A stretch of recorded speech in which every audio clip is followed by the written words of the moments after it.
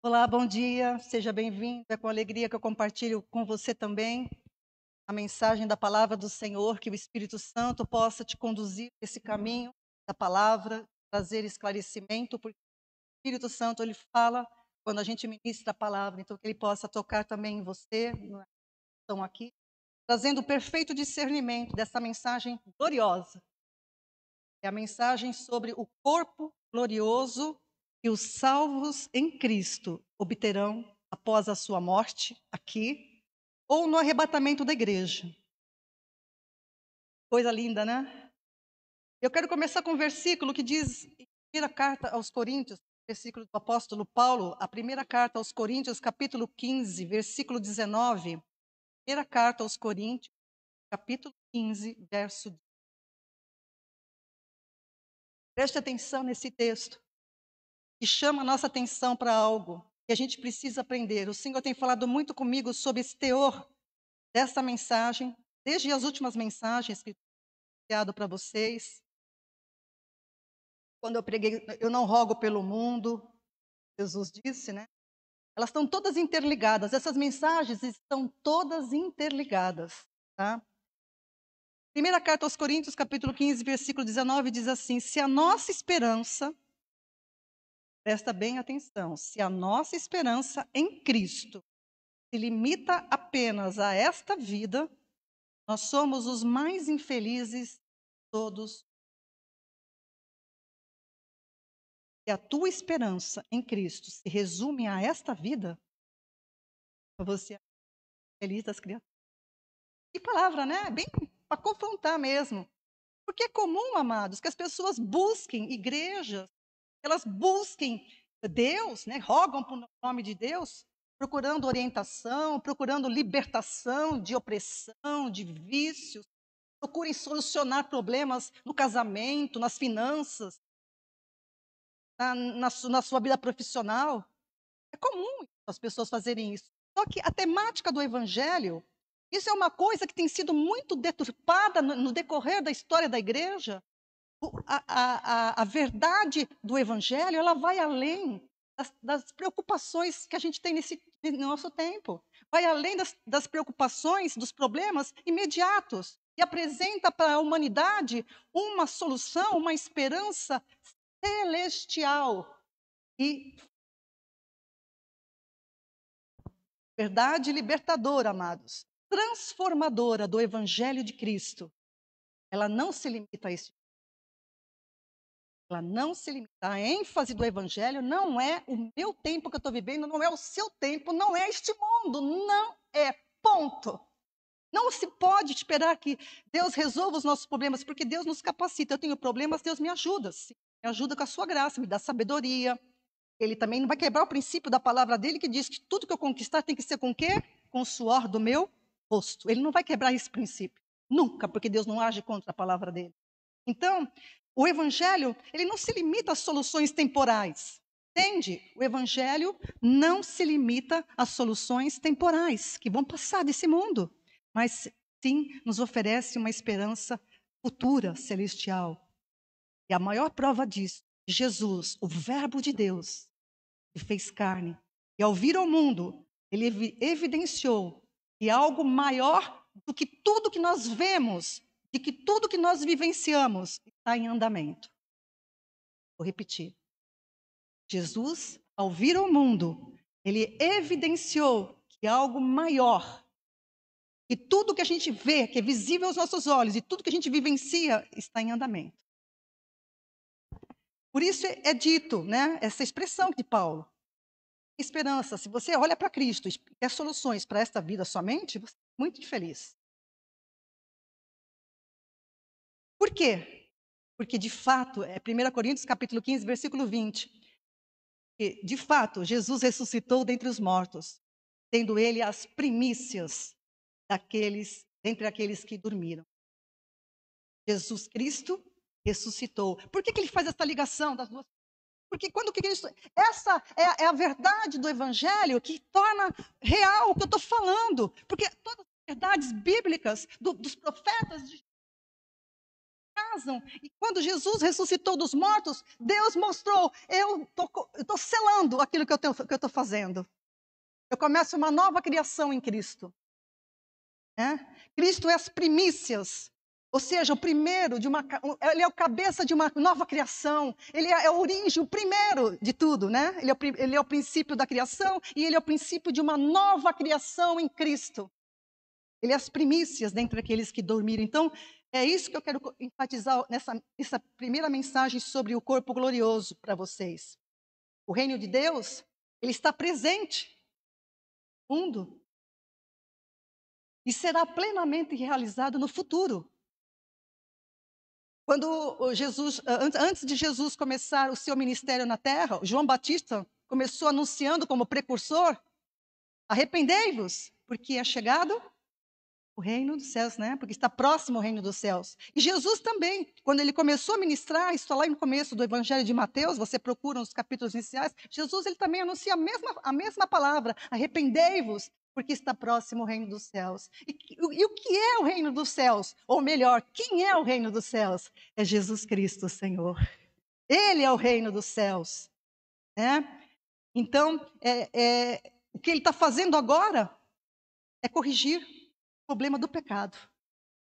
Falou na humanidade, corrompeu toda essa criação.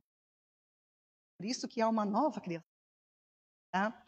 Jesus ele disse em João 10:10, olha esse versículo que é tão mal interpretado, mal utilizado, melhor dizendo, por muitos evangélicos, pastores, ministradores, pessoas que usam esse evangélico para pregar coisas que a palavra de Deus não está falando isso.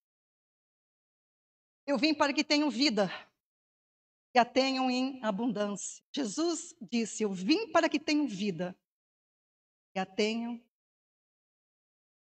É muito importante quando a gente utiliza-se de uma passagem assim como essa, pegar ela isoladamente, que a gente precisa analisá-la à luz de todo o pensamento bíblico. Não à luz do que eu penso. Nossa, vida abundante, está vendo? Prego muitas vezes a prosperidade. Não, você tem Jesus, você vai ter tudo que você quiser, carro, casa, emprego, bom dinheiro. Isso que a Bíblia está enfatizando. Nunca esse é o pensamento da Bíblia. Em primeiro lugar, porque as riquezas, elas são um empecilho, muitas vezes, para a pessoa se aproximar de Deus, ou para afastá-la de Deus. É isso que eu mais vejo. Eu vejo pessoas que eram simples e pobres, mas de repente cresceram, porque elas dizem que Deus os abençoou, mas eu fico em dúvida. Porque a bênção do Senhor não acrescenta dores. A bênção do Senhor não acrescenta dores. Então essas pessoas, muitas vezes, elas ficam assim, extasiadas. Se afastam do Senhor. Se afastam da palavra. E colocam em perigo a própria alma. Que adianta as riquezas se você perder a sua alma? Então, é muito importante interpretar a Bíblia, e aqui nesse caso as palavras de Jesus à luz do pensamento bíblico. Jesus ele veio ao mundo para que aquele que nele creia, ele disse, tenha vida. Por que ele disse isso, para que tenham vida? Porque a humanidade está morta. As pessoas, se têm consciência ou não, a palavra de Deus foi dada para que as pessoas tomem ciência de que, sem Cristo, a humanidade está morta. Morta como? Morta espiritualmente para Deus, ela está separada, destituída da glória de Deus. Todos pecaram e destituídos estão da glória de Deus. Então, era preciso trazer vida para uma humanidade que jaz nas trevas. E Jesus, ele veio para isso. Jesus veio ao mundo para que aquele que nele crê tenha vida. A humanidade, as pessoas estavam mortas. Eu estava, antes de conhecer a Jesus, morta por causa da condição de pecado, do pecado que se estabeleceu sobre a humanidade. Não é por causa de comportamentos. As igrejas pegam comportamento como condição de morte. Não é isso. A humanidade está afastada de Deus por causa da transgressão de Adão. E ponto final. Jesus veio pelo pecado de Adão, substituir a desobediência de Adão pela obediência. Esse é o cerne do Evangelho. E a promessa que ele fez é a de vida eterna. E a vida eterna é abundante. Aleluia. Escreva isso. A promessa dele é de vida eterna. E a vida eterna é abundante. Aleluia. E quando a gente fala de vida eterna, amados, a gente às vezes acha que essas coisas são etéreas, né? Quando a gente está falando de vida eterna, não está se referindo apenas a uma existência sem fim. mas a necessidade, escreva isso, de reconhecermos e fazermos parte de uma história muito maior do que a nossa finita existência aqui nessa terra. Vida eterna quer dizer que nós podemos participar de algo muito maior do que essa existência aqui terrena. Tá? Então, é isso que é vida eterna. Nós vamos ver um pouquinho sobre isso hoje. A vida que nós temos em Cristo, conforme a palavra do Senhor, principalmente nas cartas dos apóstolos, a vida que temos em Cristo é mais, infinitamente mais do que tudo que nós vivemos aqui nessa terra. Essa terra tem coisas boas, podemos deixar de dizer isso. Mas essa terra aqui, ela está destinada a sumir. É a palavra do Senhor. Tem crentes que bateram comigo já dizendo assim, você está falando bobagem, pastor, porque a terra vai melhorar. As coisas vão melhorar. Vai melhorar aonde? Você me mostra as evidências que a gente questiona, mas a palavra de Deus não mente. Essa terra está destinada a sumir. Porque o que vai prevalecer é a nova criação em Cristo, que foi interrompida no Éden. Então, a gente tem que entender que existe, além dessa nossa existência que a gente visualiza, que a gente sente, que a gente toca em nós as coisas, além desse plano, existe uma outra realidade, a realidade espiritual. Tá? E Paulo, ele teve muita noção disso por revelação do próprio Jesus. E ele fala, e ele explica para os cristãos uma coisa bem interessante. Na carta de Efésios, no capítulo 1, Efésios 1, 3, vou destacar mais esse versículo. Porque ele resume bem aí o que é essa realidade que eu estou falando. Paulo entendeu perfeitamente o propósito de Deus em Cristo. Veja aí comigo, Efésios 1, 3.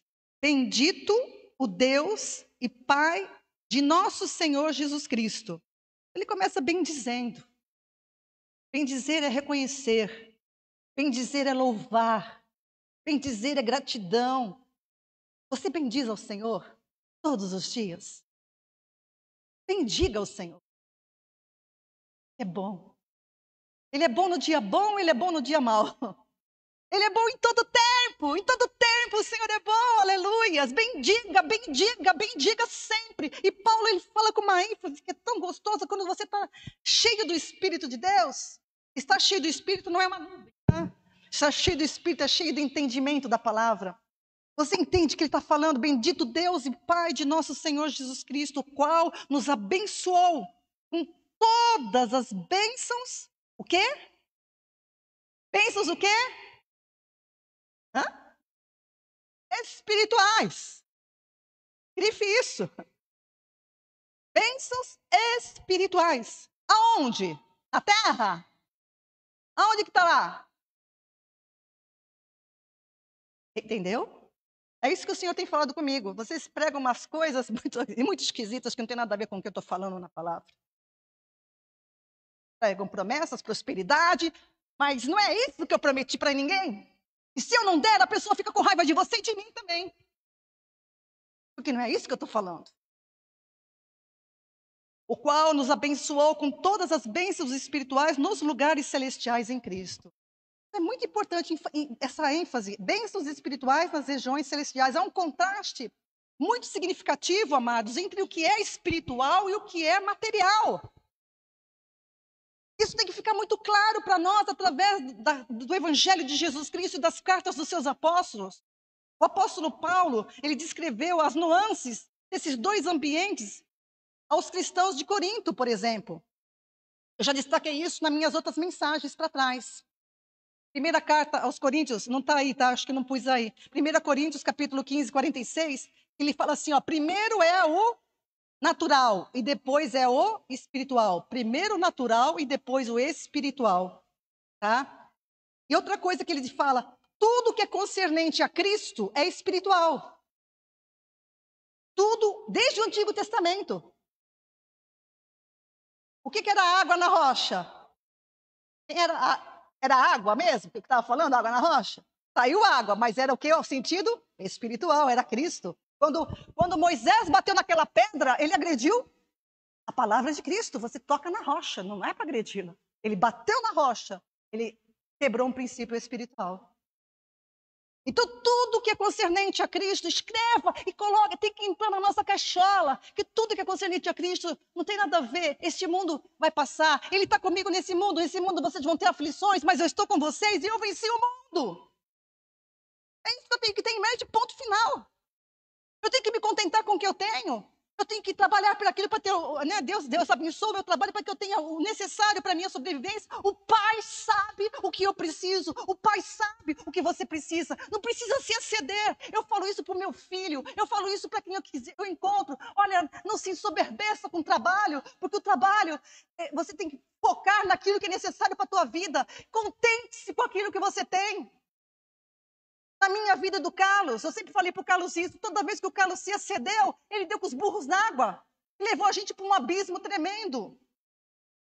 Por quê? Eu não estou criticando meu esposo, porque a gente aprende com os erros. Não adianta. Deus nos permite errar para que a gente aprenda. Quando ele entendeu isso, esse princípio bíblico, se aquete com aquilo que você tem, eu abençoo aquilo que você quis fazer. Ele quis ser advogado, Deus abençoou ele como advogado.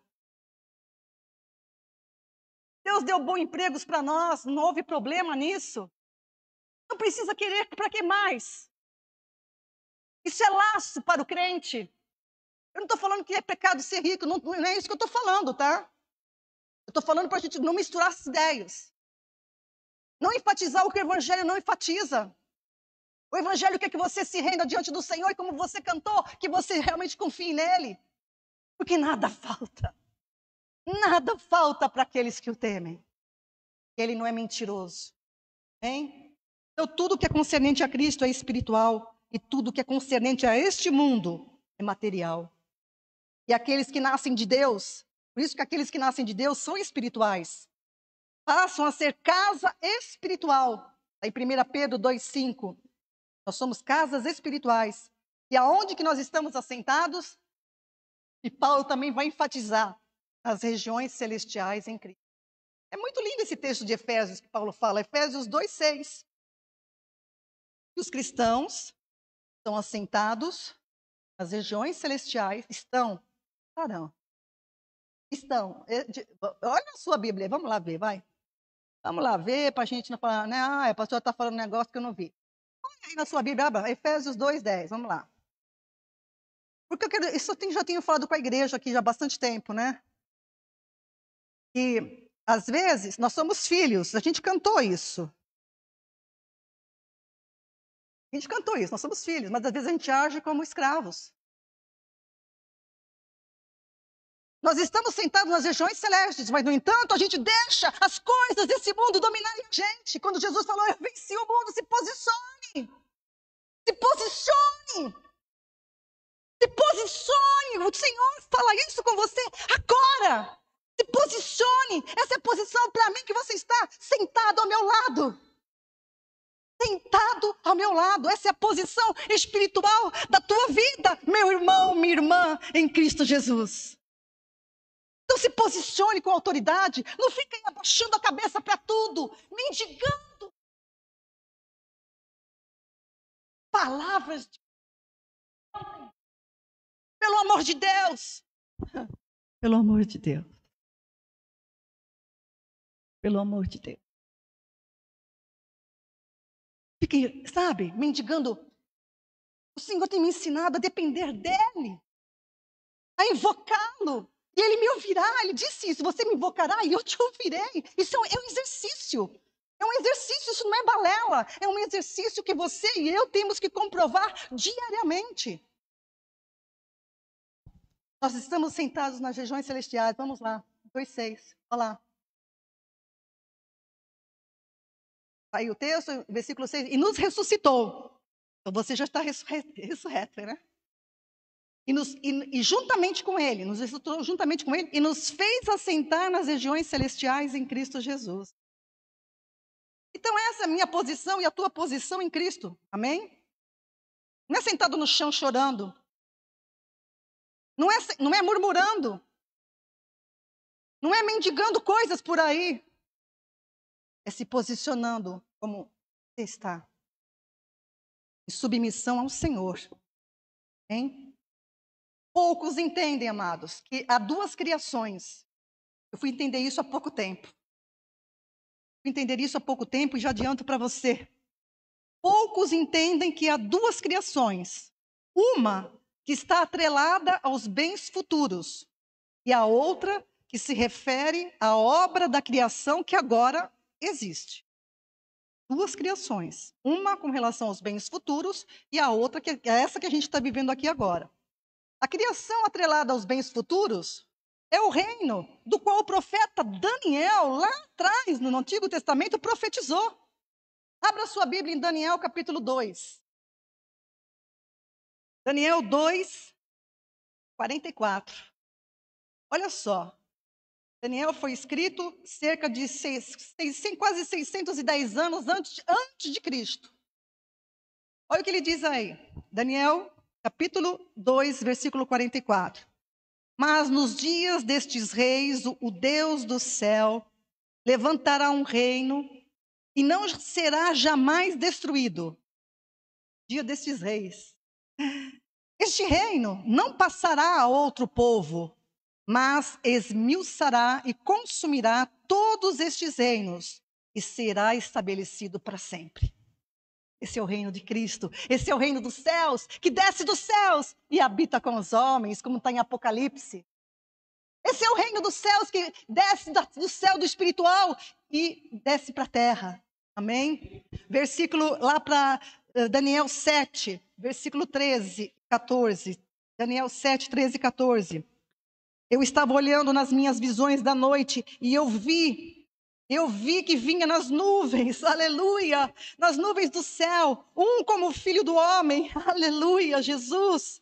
Ele se dirigiu ao ancião de dias e o fizeram chegar até ele, e foi-lhe dado o domínio, a honra e o reino. Todos os povos, nações e línguas o adoraram. O seu domínio é um domínio eterno que não passará, e o seu reino é o único que não será destruído.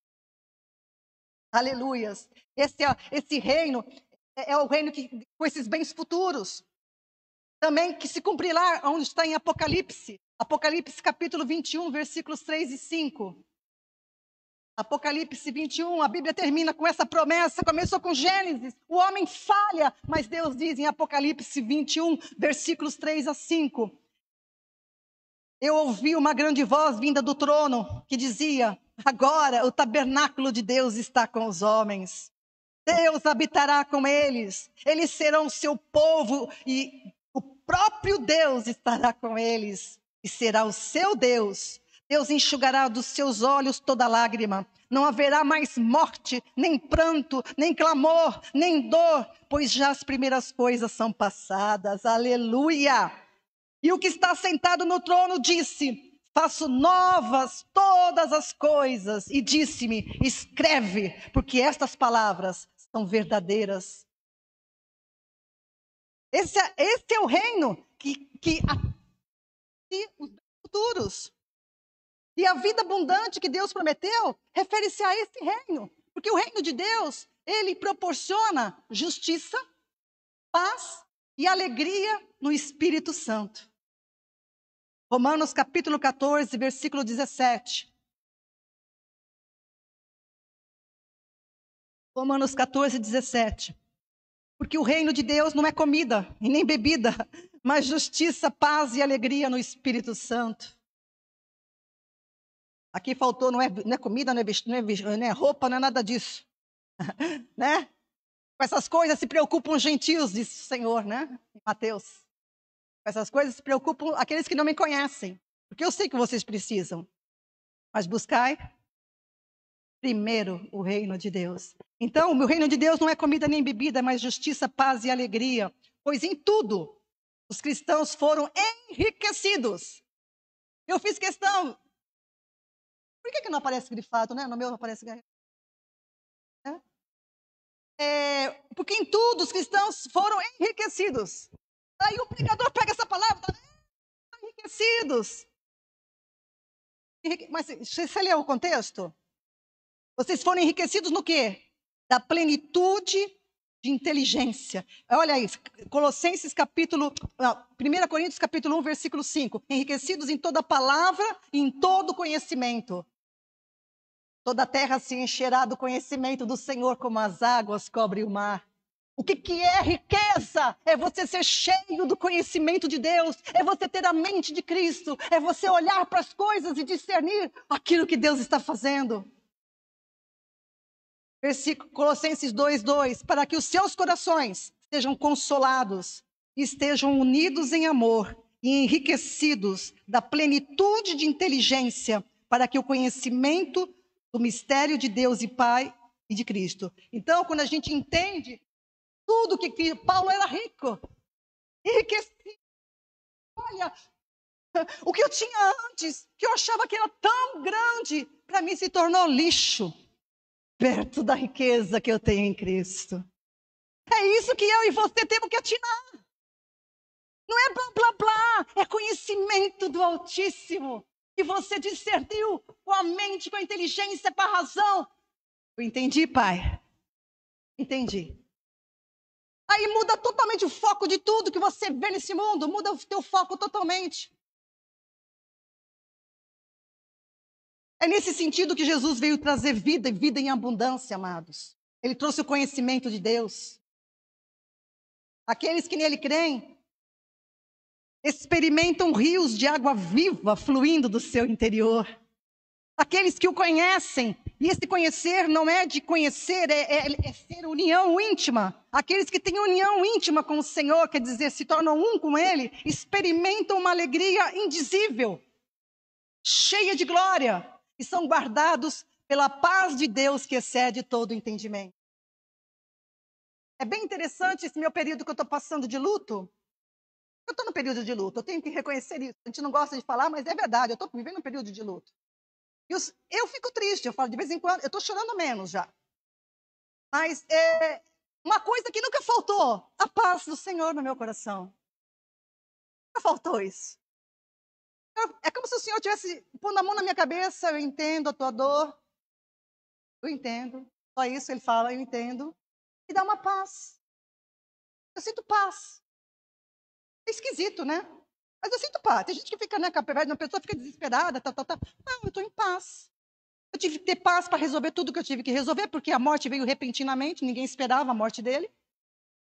Lá em casa se sabe a coisa, como a gente teve que se virar do avesso para arrumar, para pôr tudo no lugar. Ainda estamos pondo. Mas é isso. Ele nos dá uma coisa, é uma coisa que não é sobre-humana. A alegria do cristão, amados, não é um sentimento, nem mesmo uma emoção. A alegria do cristão é Cristo. A tua alegria, meu irmão, não é sentimento. Eu não estou alegre. Eu não estou muito bem, né? Mas a minha alegria continua sendo o Senhor. Amém? A alegria do cristão é Cristo, é Jesus. Quem tem Jesus tem a vida, tem a plenitude de alegria. Descrita de maneira perfeita no Salmos 16, versículo 11. Tu me farás ver os caminhos da vida. Na tua presença, a plenitude de alegria. Na tua destra, delícias perpetuamente. Meu amado esposo já está gozando dessas delícias eternas. Já está desfrutando delas. Por isso que Jesus falou, olha, busca em primeiro lugar o reino de Deus e a sua justiça. Tudo que vocês precisam, o Pai sabe. Mas olha para o alto. Porque é lá que está a tua herança. Olha para o alto. Porque lá está a tua herança. Essa é a gloriosa mensagem do Evangelho de Cristo. Essas são as boas novas de grande alegria. Que os anjos gritaram quando Jesus tinha nascido. Mas é preciso ouvir o Evangelho de Cristo. O Evangelho segundo Jesus Cristo. Ouvir, compreender e crer. Compreender o quê? Que através da fé em Cristo nós somos libertos da culpa, da condenação, do medo, da morte impostas pelo pecado. Quando eu fiquei triste porque eu fiquei triste pela separação. Eu estava feliz eu sei que ele tá numa boa. Até falei para ele, né? Eu e ele ali mortinho. Falei para ele, pô, tu tá numa boa agora, né? Olha como eu fiquei aqui. Ele deve ter dado ele só me deu uma cutucada porque ele estava bem presinho, né? A tristeza é normal, é a interrupção. Uma interrupção bruta, né? 43 anos de convivência, de bom dia, boa tarde, boa noite. brigando. Falei, com quem que eu vou brigar agora, pai? Vai lá fora e briga com as pombas que tu tá acostumado. Ai, Senhor. Com quem que eu vou brigar agora, pai? Mas é assim. A libertação da culpa, da condenação, do medo da morte, elas foram impostas pelo pecado. Foram impostas pelo pecado. Mas através de Cristo, Deus nos liberta do império das trevas e nos transporta para o reino do Filho do seu amor, Colossenses 1,13. E quando nós entendemos e recebemos o Evangelho de Cristo na nossa vida, nós temos uma nova identidade. Nós somos uma nova criação. Nós somos filhos de Deus, da palavra.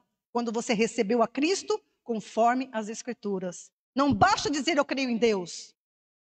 Não basta dizer que Jesus foi um homem de espírito elevado. Não basta isso. Tem que reconhecer que Jesus é o Filho de Deus que se fez carne, que morreu por nós para perdão dos nossos pecados, mas ressuscitou. Ressuscitou! E porque ele vive, nós também viveremos. Todos os outros líderes espirituais estão mortos, sepultados e viraram pó. Porque esse é o destino da humanidade, mas não do Verbo eterno. A morte não pôde deter a Cristo, porque ele não tinha laço nenhum e nem ligação alguma com o pecado. Ele veio obedecer ao Pai, nos tirar das garras da morte e do pecado e nos colocar no seu reino. Que coisa maravilhosa! Como você precisa entender isso com o teu espírito, com o teu entendimento. Como você precisa se render diante do Senhor. Que obra maravilhosa, que loucura!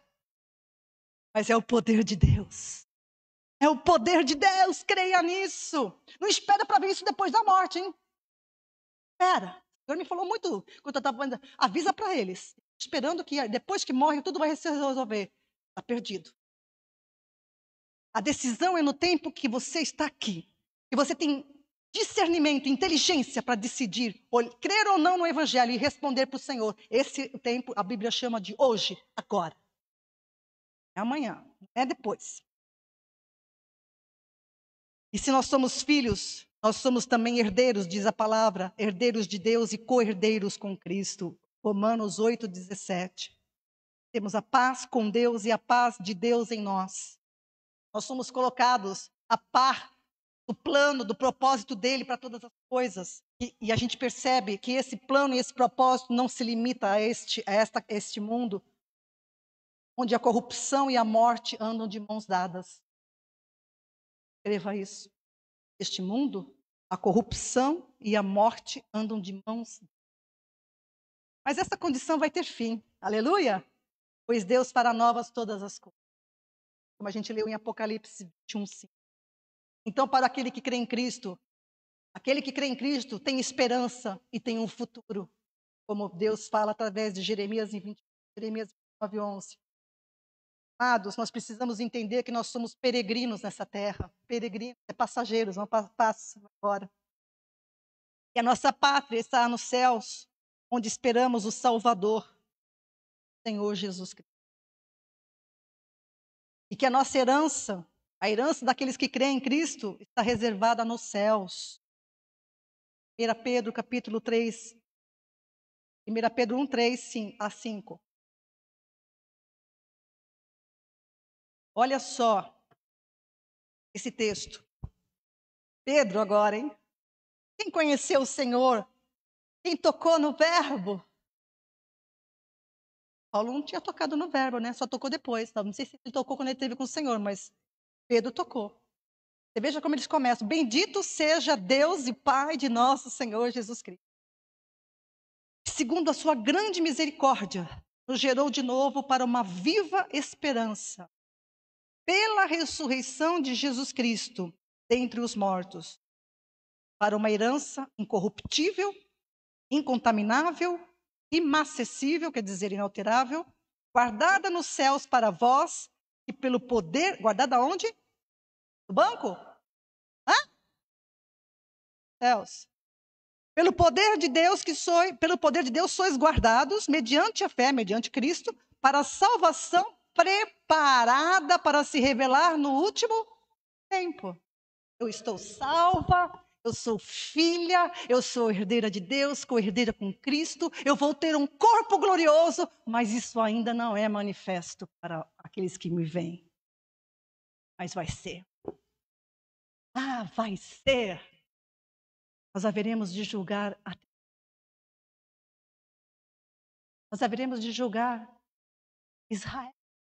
Nós haveremos de julgar, você e eu julgaremos. Como é que você não é apto para julgar coisas minhas, Senhor?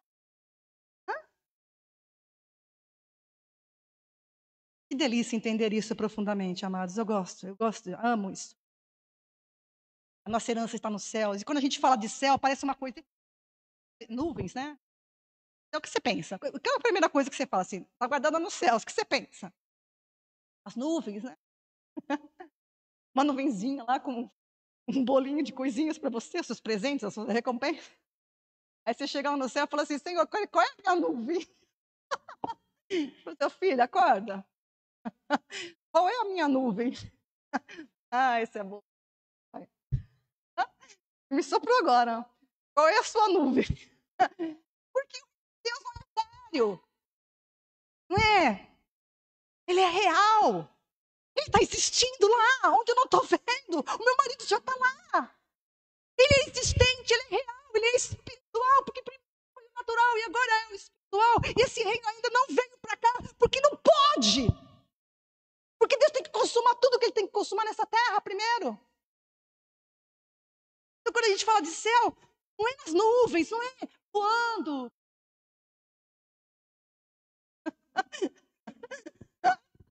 Ah, eu pensava, né? Ah, eu vou, ó, eu vou voar, mas você vai voar um dia. Um dia você vai voar. Ai, Senhor, essa cabecinha é demais, né? A realidade do céu, meus amados, é uma realidade espiritual, sim, mas ela é real e eterna. É uma nova. Como Deus fez essas maravilhas todas. Imagina como é nova. Tem pecado? Ah, o pecado não. Nem pensar. Nem se fala lembrança. Lá nem se fala lembrança disso. Aleluias. Aleluias. Mas é uma criação que, por ora, está invisível para nós. Mas que no tempo determinado por Deus se manifestará sobre toda a criação. Por isso que a palavra de Deus nos insta, né, nos admoesta a pensar nas coisas do alto. Colossenses 3, né, de 1 a 2, diz, pense nas coisas do alto, não nas que são aqui da terra. Busque as coisas lá do alto, onde Cristo vive assentado à direita de Deus. Isso é igual a buscar o reino de Deus e a sua justiça. São palavras diferentes, mas com o mesmo sentido. Então, amados, diante da visão da glória eterna de Deus e do seu reino, tudo que é dessa terra é passageiro. É leve, como está em 2 Coríntios 4,17, é leve e momentâneo. Vai passar. Tá? Então, a palavra continua nos admoestando. 2 Coríntios 4, agora sim, 4,18. Não atentando nós nas coisas que se veem, mas nas que não se veem, porque as que se veem são temporárias. O que eu não vejo? O reino eterno de Deus. Eu não vejo os bens futuros ainda, mas eu... Aleluia. Então, não atente para que você não... Atente para as coisas, não atente para as coisas que se veem, mas nas que não se veem, porque as que se veem são temporais e as que não se veem são eternas. Capítulo 5, 7. Porque andamos por fé. Isso que é andar por fé e não por vista. Estou vendo, ninguém está vendo. Entenderam? Por Cristo. Por Cristo. Uma mente transformada pelo poder do Evangelho nos ajuda a entender tudo isso. Isso eu não aprendi de um dia para o outro. Aprendi estudando. Por isso que a pessoa que não tem contato com a palavra de Deus, perdoe, vai chegar aonde? Não interessa. Você que não anota as coisas. Eu até vi um gráfico esses dias bem interessante de uma psicóloga, né? Ela postou assim, ó, quem anota?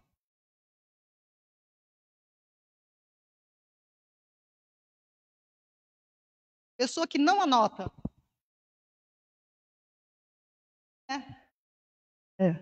Fica tudo caindo. Anotar, amados, é trabalhoso? É. mas você aprende muito mais depressa. Entra aqui com mais depressa e o Espírito Santo não fica atuando com nada. O Espírito Santo atua em nós. A espada dele é a palavra. Se você tem a palavra, se você está mexendo com a palavra, se você está procurando ler a palavra, anotar as coisas, o Espírito Santo te ajuda. Te ajuda porque ele me ajudou. Amém? Então, uma mente transformada pelo poder do Evangelho nos ajuda a entender todas essas coisas, de forma que a gente vive a realidade visível do presente, à luz da realidade não visível, do presente e do futuro. Porque a minha realidade que eu sei que eu sou filha de Deus, é uma realidade presente. Mas o que ainda não é visível é a redenção do meu corpo. Eu vivo com essa, por isso que eu cuido do meu corpo. Pessoas que não cuidam do corpo. O corpo é parte essencial. Eu já preguei aqui que nós somos seres completos, corpo, alma e espírito. Tem que cuidar do corpo, tem que zelar pela saúde. Né? É o cuidado. Eu sou templo do Espírito Santo. Quando a gente entende o Evangelho, a gente sabe que o propósito de Deus é eterno, e o que é eterno é o que nos interessa muito mais, né? Deve nos interessar muito mais do que aquilo que é passageiro. Por isso que Paulo também fala em Romanos 8,18, porque para mim eu tenho por certo que os sofrimentos do tempo presente não podem ser comparados com a glória que há de ser revelada em nós. E tem uma frase do Billy Graham, que eu anotei aí também, que diz assim: a vida é curta, mas a eternidade é longa. Não brinque com a sua alma. A vida é curta, mas a eternidade é longa. Amados, já que nós somos feitos de decisões, para você que está me ouvindo, decida ter fé. Mas não é qualquer fé. Quando fala fé, todo mundo mistifica, né? A fé não é mística. A fé é Cristo. Tenha Cristo. Busque a Cristo. Entenda Cristo nos evangelhos. Cristo é a fé manifesta. Cristo é o firme fundamento das coisas que eu não vejo. A prova das coisas. Hebreus 11:1 é o firme fundamento das coisas que se esperam, é a prova das coisas que não se veem. É Cristo. Não é o que eu penso, não é a minha convicção de crença. As pessoas, elas misturam crença com fé. Crença é uma coisa. A crença decorre do conhecimento de Deus. E esse conhecimento de Deus se chama Cristo, que é igual à fé manifesta. Amém? Então decida em todo tempo crer em Deus, crer na sua palavra, crer em Cristo que se apresentou como Deus vivo. Cristo se apresentou como Deus vivo em carne e osso. João 12:45. E busque fundamentar a esperança naquele que não muda, não mente, mas é fiel e verdadeiro e cumprirá cabalmente os seus propósitos sobre toda a criação. Afinal, quem que pode falar da eternidade, senão aquele que desceu de lá? Quem pode falar da eternidade, senão aquele que desceu de lá?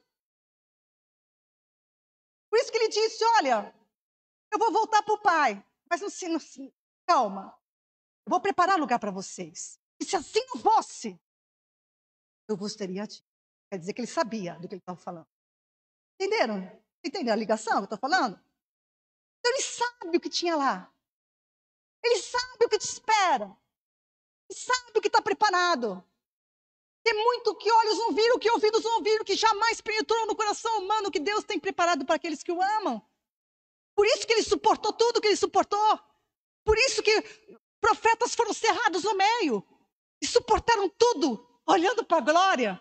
É por isso que Estevão, apedrejado até a morte, morria. Ele via o que ninguém via. Você entende? Jesus falou isso para Nicodemos. Olha lá, João 3, versículos 12 a 13. Nicodemos era o mestre. Foi buscar Jesus às escondidas. E Jesus falou para ele, olha, eu lhes falei das coisas terrenas e vocês não creram. Como crerão se eu lhes falar das celestiais? Ninguém jamais subiu ao céu, a não ser aquele que veio do céu, Filho do homem. Então Jesus podia falar do céu porque ele sabia. João 6, versículos 39 a 40.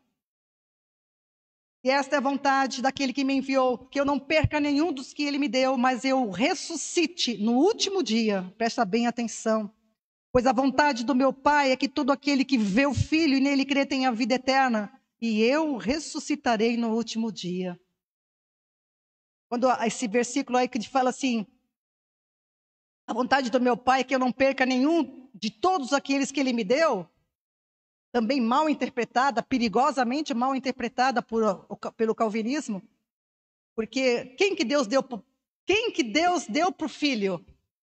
Pessoas que Ele escolheu? Jamais, Deus não faz acepção de pessoas. Isso daí se explica no versículo 45, aí mesmo de João. Está escrito nos profetas: serão todos ensinados por Deus. Todo aquele que ouve o Pai e aprende dele, vem a mim. Como é que Deus, então, dá para o Filho? Deus deu o testemunho do Filho nas Escrituras. Quem ouve as Escrituras, quem aprende as Escrituras, vai até o Filho. São esses que o Pai dá. São aqueles que aprenderam do Pai, a revelação dos profetas, dos salmos, né? Ou quando olham para Jesus, é Ele. Hein? É esses que o Pai dá para o Filho, aqueles que aprendem. O Pai testemunhou do Filho nas Escrituras, em Gênesis, na lei, nos Salmos, nos profetas. Esse é o ensino do Pai.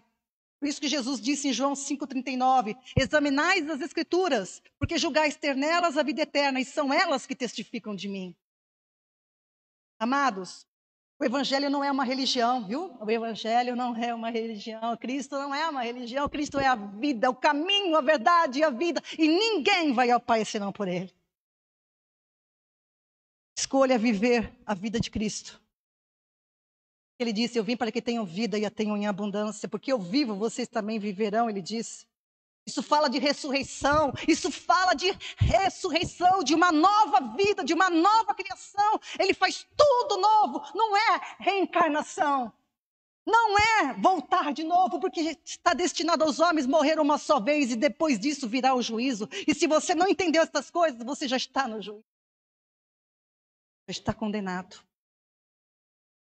É Jesus que transformará, Filipenses 3:21, é Jesus que transformará o nosso corpo abatido para ser conforme o seu corpo glorioso, segundo o seu eficaz poder de sujeitar também a si todas as coisas.